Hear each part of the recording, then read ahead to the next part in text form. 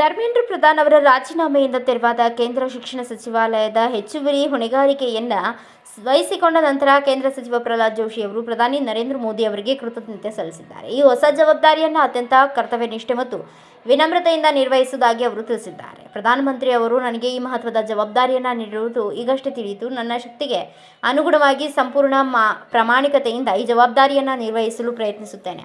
ಈ ಅವಕಾಶ ನೀಡಿದ ಪ್ರಧಾನಿ ಮೋದಿ ಅವರಿಗೆ ನನ್ನ ಹೃತ್ಪೂರ್ವಕ ಧನ್ಯವಾದಗಳು ಎಂದು ಜೋಶಿ ಹೇಳಿದ್ದಾರೆ. ಕಳೆದ 2 ದಶಕಗಳ ಅವಧಿಯಲ್ಲಿ, ವಿಶೇಷವಾಗಿ ಪ್ರಧಾನಿ ಮೋದಿ ಅವರ ನೇತೃತ್ವದಲ್ಲಿ ಕಳೆದ 12 ವರ್ಷಗಳ ಆಡಳಿತದಲ್ಲಿ ದೇಶದ ಶಿಕ್ಷಣ ಕ್ಷೇತ್ರದಲ್ಲಿ ಹಲವು ಐತಿಹಾಸಿಕ ಸಾಧನೆಗಳು ನಡೆದಿವೆ ಎಂದು ಅವರು ಬಣ್ಣಿಸಿದ್ದಾರೆ. ಕಳೆದ 4-5 ವರ್ಷಗಳಲ್ಲಿ ನಿಕಟಪೂರ್ವ ಸಚಿವ ಧರ್ಮೇಂದ್ರ ಪ್ರಧಾನ್ ಅವರು ರಾಷ್ಟ್ರೀಯ ಶಿಕ್ಷಣ ನೀತಿಯನ್ನು ಯಶಸ್ವಿಯಾಗಿ ಅನುಷ್ಠಾನಗೊಳಿಸಿದ್ದಾರೆ. ದೇಶವನ್ನು ಹೊಸ ಶಿಕ್ಷಣ ವ್ಯವಸ್ಥೆಯತ್ತ ಕೊಂಡೊಯ್ಯುವಲ್ಲಿ ಅವರು ಶ್ರಮಿಸಿದ್ದಾರೆ ಎಂದು ಜೋಶಿ ಪ್ರಶಂಸಿಸಿದ್ದಾರೆ.